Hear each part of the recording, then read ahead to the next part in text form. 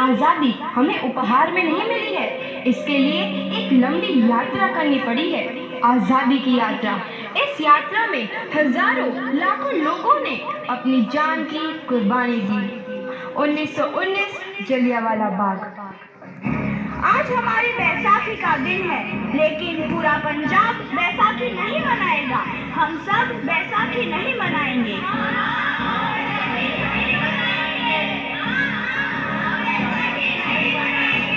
जब तक हम अंग्रेजों को भारत से बाहर नहीं निकाल देते, पूरा पंजाब बैसाखी नहीं मनाएगा।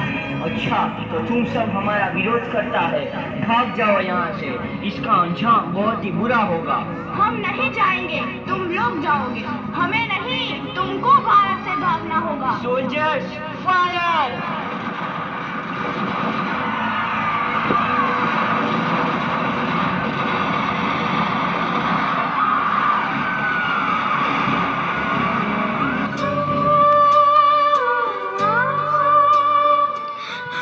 ये जमीन हमारी, ये धरती हमारी, ये खेत हमारे।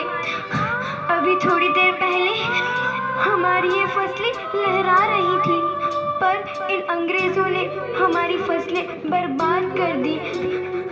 इन अंग्रेजों ने एक ही झटके में इन सब फसलों को काट दिया।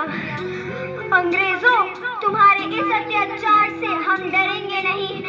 इस अत्याचार का बदला लेकर रहेंगे। हम आजादी लेकर रहेंगे। जलियांवाला बाग हर हिंदुस्तानी की आंख नम कर गया। इस कांड में कितने मासूमों की आहुति चढ़ गई। इतनी हैवानियत से इंसानियत कत्ल कर दी गई। जलियांवाला बाग के हत्याकांड ने आज़ादी की आग में घी देने का काम किया। मासूम औरतों, बच्चों की दर्द भरी चीखें और सिसकियां इनकलाब का गूंज बनकर उभरी। लाला लाजपत राय, भगत सिंह, राजगुरु, सुखदेव सरीखे क्रांतिकारियों ने भारत की इस जमीन से विदेशी दरिंदों को निकाल फेंकने के मंसूबे मजबूत कर लिए। 8 अप्रैल 1929 लाला लाजपत राय के नेतृत्व में साइमन कमीशन के खिलाफ एक भारी जुलूस निकाला गया। Simon commission, Simon commission, Simon commission, Simon commission, Simon commission, Simon commission, Simon commission, Simon commission, Simon commission. बेवकूफ इंडियंस, तुमको हमारी बात समझ में नहीं आती। Stop this! Simon commission. नहीं मानता।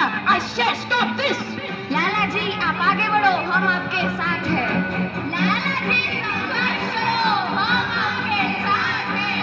लाला जी, संघर्ष करो, हम आपके साथ हैं। लाठी चार्ज करो!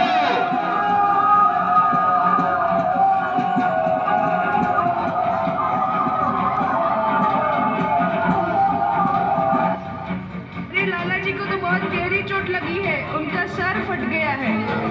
मेरे शरीर में लगी एक एक लाठी अंग्रेजी सरकार के कफन में कील का काम करेगी।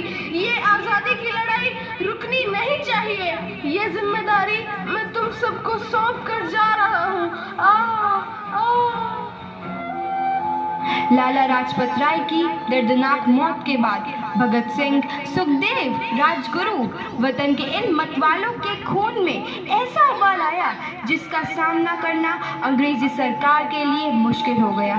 अंग्रेजों को करारा जवाब देने के लिए स्कॉट और सैंडर्स को मारने की रूपरेखा रची गई।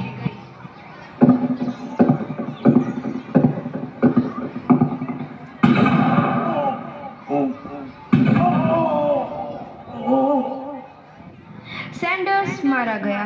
चारों तरफ तहलका मचा था। दीवारों पर लिखा था, लाला जी की मौत का बदला ले लिया गया है। भगत सिंह समेत सभी वहां से फरार हो गए। 8 अप्रैल 1929 दिल्ली में ब्रिटिश सरकार की सेंट्रल लेजिस्लेटिव असेंबली की बैठक में 2 बम धमाके की आवाज सुनाई दी।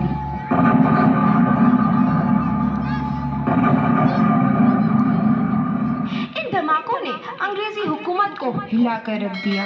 इस घटना को अंजाम देने वाले भगत सिंह, राजगुरु और सुखदेव ने अपने आप को अंग्रेजों के हवाले कर दिया। 1930 को अदालत ने अपना फैसला सुनाया। मुलजिम भगत सिंह, मुलजिम राजगुरु, मुलजिम सुखदेव को दफ़ा 121 और दफ़ा 302 के तहत ये अदालत तीनों को मुजरिम करार देती है और इस गुस्ताखी के लिए ये अदालत इन तीनों को सजाए मौत की सजा सुनाती है।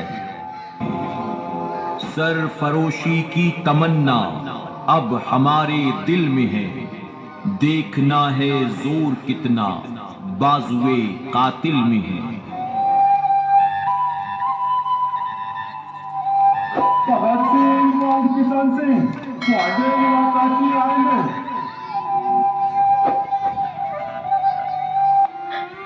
पुत्र की हाल है तेरा? मैं चंगा हूँ माँ, फिक्र करने की कोई गल नहीं। पुत्र, मेरा दिल तेरी तरह पत्थर दिल नहीं होगा। तेरी ये गला सुन के मेरा कलेजा फटे जा रहा है। माँ, मेरा दिल कोई पत्थर जैसा नहीं है, एक वतन परस्त का दिल है जो मेरे देश प्रेम के जज्बे को ताकत देता है। बेटा, मेरा लाल। माँ, आज मेरी तपस्या पूरी होने जा रही है। जे तू रोई तो मैनू तकलीफ होइया। सोच, तेरा पुत्र आज शादी करने वास्ते जा रहा है। फर्क केवल इतना है, वो घोड़ी पर नहीं फांसी पर चढ़ने वास्ते जा रहा है। आज तू क्रांतिकारी की माँ है, कल तू एक शहीद की माँ होगी। माँ। पुत्र भगत, तू इतनी छोटी उम्र में हम सबको छोड़ के चला जाएगा? तूने जिंदगी में देखा ही क्या है पुत्र? मैंने अपनी माँ देखी है, जिसने मुझे एक ही बात बताई है कि बेटे, अपने देश के लिए एक बार मरना 100 बार जन्म लेने के बराबर होता है।